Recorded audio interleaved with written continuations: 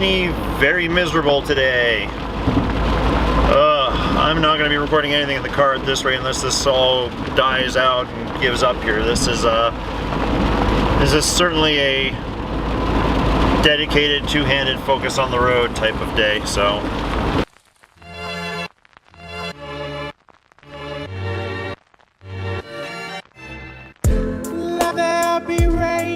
Today was an interesting day, and I think the weather is reflecting it a bit for me too. Today I wound up train track. And there was rain. Wound up with a task I had to do. I was going through some contracts and agreements and stuff yesterday for my independent consulting side stuff I do in the evenings and weekends and that.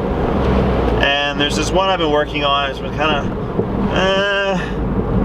it's something I haven't done in a while, but I can do it. I know the rate I want. I know the conditions I want to do. Let me see what I can figure out here. And pieced it together and came up with what I thought was a good compromise, which is something I think you got to do. You got to sit there and think about these things. Go, where do I make the compromise on this? And one of the compromise I did is usually when I do these jobs, I take them on. More train tracks. Let there be rain, and there was rain. I take them on, and I tend to set up prepay, especially for these things I do that are on evenings and weekend only projects, because I do have a full-time gig that I'm doing, so I don't have a ton of time to dedicate out to. Why won't my exposure work nicely? Okay, let me finish that thought from earlier today. I was going on about how I was kind of about this, and when I do these evening and weekend projects, I try to do a prepayment schedule and get the rates that I want, because it makes life just easier. Clients might don't have to worry about getting invoices and timesheets and signing off on all this kind of stuff, while me and my family get the benefit of there's the cash, it's right there up front. You kind of say, take this cash and chill while I actually do the work now.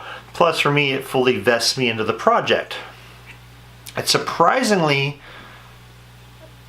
surprised me how well that works. And I found it to be a great way of doing this kind of thing. But I was trying to figure out a way to get this client kind of sorted out. And these are not low dollar rates and cheap things. I spent a lot of time getting good at what I do, 20 plus years working in this technology, to be very good at it and to command a top dollar rate for it. And I didn't want to scare this client off. They had been referred to me by some friends of mine that I refer people to as well. And when they came to me, they needed stuff in December. I couldn't fit in my schedule. I suggested somebody else. I guess they were apparently having some issues of some sort. I don't know what they are. I don't know the details. I didn't really pry. But they came back to me and said, hey, we can do remote. We can do it in your January timeframe. We can get in there. Can we do it? Can we do it? Can we do it? And I kind of went, yeah, sure. Okay, let's make this work. And so I forgot to mention the proposal, my prepayment thing. So I kind of wrote back and said, all right, well, here's the deal. Normally, I do a full prepay on these kind of projects. It makes everybody happier and easier, but don't panic. My fault for not including it. So what I'm going to do is I've rearranged it so I only need 25% down up front, and then the rest will be done in the balance at the end. And I was really debating if I wanted to go through that and negotiate contract agreements and all this kind of stuff on this rainy, miserable day and it just, things weren't clicking this morning. So I got together, wrote the email, sent it off to them, and sat waiting for a reply, which I've gotten many times in the past of, no, we're not going to do that at all. That's payments, we're going to pay you 30 days after it's done, and blah, blah, blah, and all this effort, and that is up front by me. Wasn't really feeling that, and was getting that knot in the gut of maybe I should just back out of this. I don't know. And I got the email back, and it was really interesting. They basically said, well, our company policy is to give 50% up front and 50% at the end. Really? Oh, well, okay, I can do that, sure. I had worked in my head that I was going to have so many issues and I had to fight this because I wasn't feeling so great today with dealing with this particular type of thing. right after the long weekend and that I was expecting a fight, and there wasn't one. And so I managed to get the papers thrown together and sent off this evening to them. And I'm hoping to hear back that it's all good and I can move forward on doing some of that kind of stuff. But it was a stark reminder to me as I think about it now of really pay attention to what's up here. I think I had mentioned in an earlier vlog, and some of those people that may watch this may know me, but I'm working on a big keynote thing this year, and part of that is catching these little things, these little triggers that fire off. So I wanted to really kind of keep on that.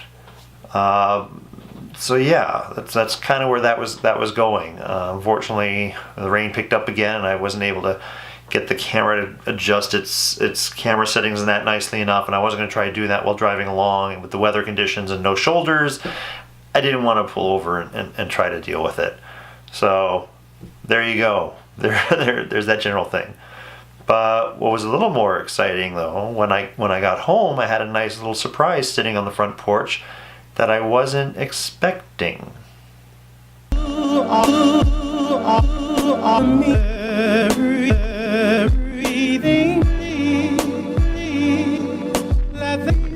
Alright, this got here early. I wasn't expecting it this early. I was actually expecting this at the end of the week.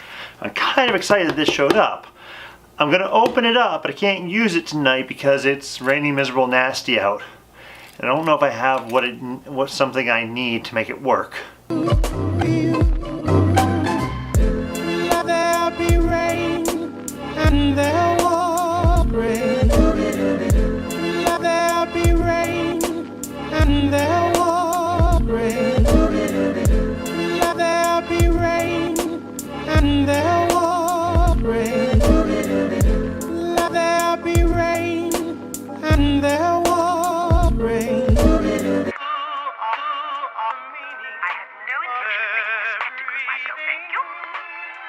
So what this is, it's funny, it's echoing back to me. I gotta move that a little bit.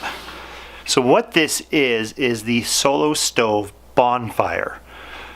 If you do camping or any outdoor adventure type stuff, you may be familiar with Solo Stoves, little camp stoves, little really efficient ones that don't make a lot of smoke. Like that idea, and they also get very hot and are very, very efficient at burning the wood in them or whatever you put in them to burn it very clean and down to a very fine powder, so you're not wasting stuff making charcoal or doing anything weird like that. This was a Kickstarter that they did that I signed up for a while ago, and what this is their actual multi-person campfire or campfire ring.